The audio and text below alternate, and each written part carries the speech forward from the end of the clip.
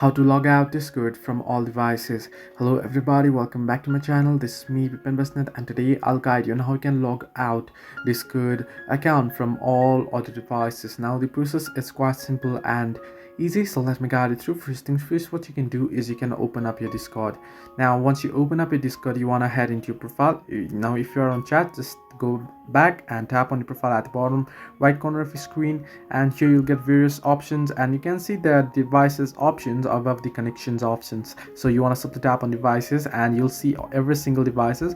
Now if you see a particular device that you don't want, you can simply tap on the cross icon there and it'll log you out of there. You'll have to verify your password. However, now if you want to just simply log out of all devices, if you scroll down all the way below, you'll find the option in red that says log out all known devices. Simply tap on it and it'll ask you for password, and once you submit it, then you'll get logged out. So this way you can easily log out Discord from all devices.